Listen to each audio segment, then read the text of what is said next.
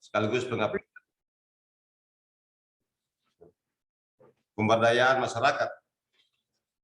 Saya pertama itu bekerja sebagai advisor ahli tingkat unit pemikiran transmigrasi yang ada di Kaupalambunu, Kabupaten Parigi Motong, sekitar tahun 1995. Setelah itu kita juga buka Lalundu, daerah Donggala, daerah transmigrasi. Setelah itu saya juga dipercayakan sebagai meneliti persiapan desa tertinggal parah tahun 95 kerjasama dengan Bappenas untuk Indonesia Timur. Setelah itu saya berkarir sebagai konsultan koperasi dan usaha kecil menengah. Jadi belum sebagai PNS. Pada waktu itu sistem kontrak kerja. Tahun 96 itu saya sebagai konsultan dikontrak 3 tahun. Namun mungkin berkat prestasi yang dinilai oleh pimpinan, saya dipercayakan untuk mewakili Sulawesi Tengah sebagai konsultan teladan pembinaan usaha kecil menengah dan koperasi upacara kenegaraan di Jakarta tahun 1997. Dan alhamdulillah pada waktu itu ada masih 27 provinsi, teman-teman. Kami mendapat reward, diangkat sebagai CPNS, ya, CPNS berkat prestasi itu. Itulah sekilas pandang berkarir di Dinas Koperasi, kemudian saya dipercayakan melakukan pekerjaan di bagian administrasi pembangunan daerah, kemudian sudah pernah juga sebagai kepala bidang program di Dinas Permukiman Kabupaten Morowali, pada waktu itu belum berpisah. Setelah itu kembali sebagai kepala bagian pembangunan, kemudian sebagai sekretaris PU sempat, dan pernah sebagai pelaksana kepala dinas PU di Morowali Utara. Pada waktu itu saya masih kepala bidang, dipercayakan sebagai pelaksana tugas sekitar 6 bulan. Setelah itu sebagai kepala bidang infrastruktur di Badan Perencanaan Pembangunan Daerah. Setelah terjadinya pemekaran daerah Kabupaten Morowali Utara tahun 2014, operasional pemerintahan saya sebagai kepala Bapeda di Morowali Utara kurang lebih 2,5 tahun. Setelah itu menjadi kepala Badan Penanggulangan Bencana Daerah kurang lebih 1,5 tahun. Setelah itu dipercayakan sebagai kepala Dinas Perhubungan Daerah dan mengikuti seleksi Sekda Kabupaten Morowali Utara. Alhamdulillah saya diberikan amanah untuk itu. Jadi kalau kita lihat pengalaman-pengalaman itu tentunya ini sangat mendukung tugas-tugas saya selaku sekretaris daerah. Dan saya berharap teman-teman jangan terlalu fanatis terhadap satu tempat bekerja. Karena dengan pengalaman-pengalaman kita menduduki berbagai jabatan ataupun fungsi-fungsi yang ada di berbagai perangkat daerah, itu juga akan meningkatkan pengalaman dan peningkatan kompetensi kita untuk bisa bekerja lebih baik, terutama dalam penguasaan bidang-bidang yang menjadi tugas dan tanggung jawab kita masing-masing. Baik, saya masuk kepada materi. Ya, hari ini saya diberikan tugas untuk menyampaikan nilai-nilai dasar dari aparatur sipil negara terhadap teman-teman dari CPNS yang baru selesai. Mudah-mudahan lewat pembekalan ini terjadi perubahan mindset, cara pandang kenapa kita memilih profesi selaku ASN. Teman-teman sekalian yang saya hormati dan saya banggakan,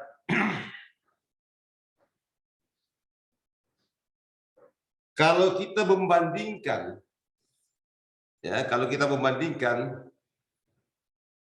kondisi dan perilaku ASN zaman dulu, kalau kita bagi dua tahapan, ketika negara kita baru merdeka sampai dengan masa Orde Baru,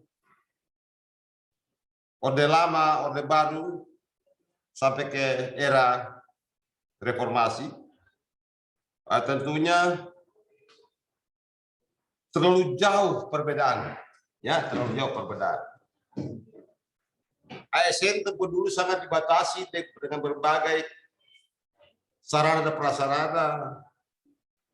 Bahkan kalau kita melihat dulu pengalaman, kebetulan orang tua saya itu adalah pegawai kelurahan sebagai ASN golongan 1 tahun 80 diangkat. Mereka itu sangat bangga menjadi ASN. Walaupun kita lihat kerjanya luar biasa. Bayangin aja, pergi nagih pajak PWB, seluruh masyarakat atau penduduk yang ada di kelurahan itu kurang lebih hampir 1000-an, itu berjalan kaki. Dan kalau kita lihat juga gajinya seberapa sih gaji PNS pada saat itu. Tetapi sepertinya ada kebanggaan bahwa menjadi seorang PNS itu bisa jadi panutan dan sangat dibutuhkan oleh masyarakat. Coba kita bandingkan dengan ASN zaman now sekarang. Kita lihat dari sisi rekrutmen saja bahwa memang benar-benar sistem rekrutmen dan ASN sekarang ini sudah berbasis komputer. Begitu kita tes, kalau tidak memenuhi passing grade, ambang batas lulus, langsung dalam waktu 1 jam, 2 jam paling lama sudah kita tahu bahwa tidak lulus. Dibanding dulu, tidak ada lagi kata belese, tidak ada lagi kodeksi-kodeksi, surat-surat sakti, dan lain-lain. Sekarang betul-betul diperlukan sebuah sumber daya yang akan masuk ke birokrasi. Itu adalah sumber daya yang benar-benar memiliki kompetensi dan kemampuan yang handal. Dan itulah ciri-ciri dari birokrasi modern.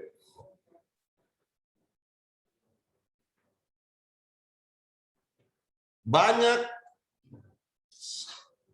hal-hal yang kita melihat menjadi semacam semboyan-semboyan dari perjalanan birokrasi ini.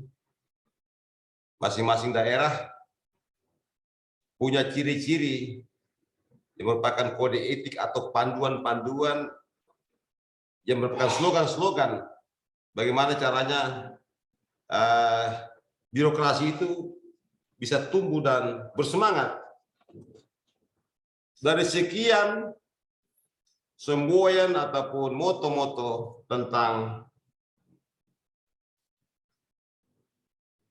panduan ASN oleh Presiden Republik Indonesia Pak Jokowi kemarin melalui reformasi birokrasi yang telah dicanangkan pada tanggal 27 Juli kemarin lewat penguatan budaya kerja dan employer branding sebagai bagian dari strategi akselerasi transformasi sumber daya manusia aparatur dalam mendukung reformasi birokrasi telah mensarikan bahwa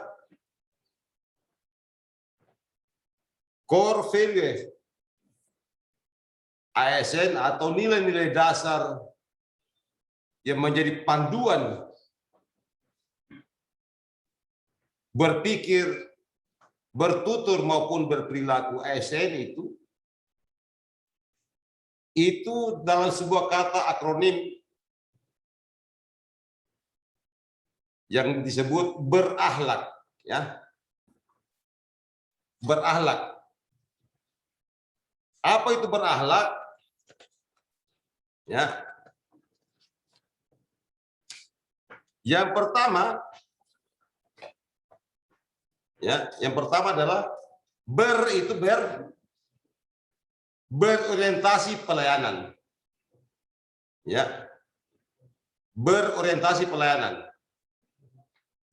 Jadi birokrasi sekarang, birokrasi modern, birokrasi milenial, dengan adanya perubahan yang cukup cepat dan drastis saat ini, harus bersifat dinamis.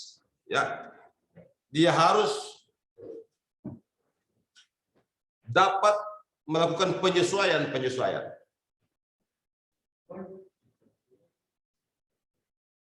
Panduan kita dalam sebagai ASN yang pertama itu adalah sebagai nilai-nilai dasar adalah berorientasi pelayanan. Ya. Kita berkomitmen untuk memberikan pelayanan prima demi kepuasan masyarakat. Jadi seorang ASN bukan seorang raja, ya. Kalau raja itu kan butuh dilayani, seperti birokrasi zaman kolonial dulu, ya.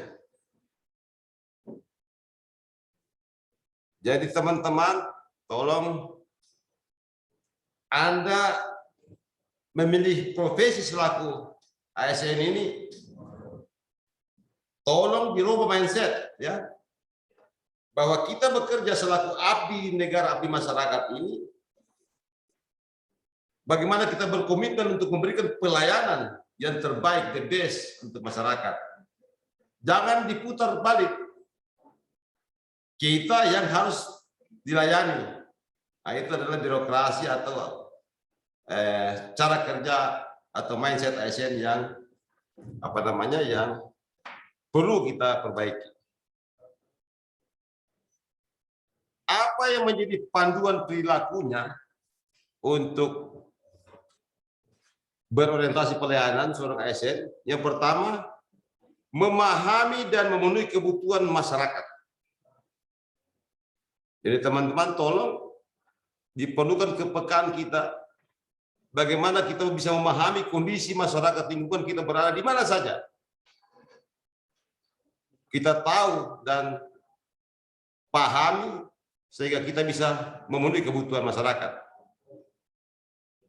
Orientasi pelayanan ini dicirikan juga dengan ASN itu harus ramah, cekatan, solutif, dan dapat diandalkan. Ya, tentunya ini perlu dipahami dan perlu disikapi dengan serius bahwa Anda harus lebih mempersiapkan diri sebagai ASN yang bekerja di birokrasi, yang tugasnya itu adalah memberikan pelayanan terbaik atau pelayanan prima untuk kepuasan masyarakat.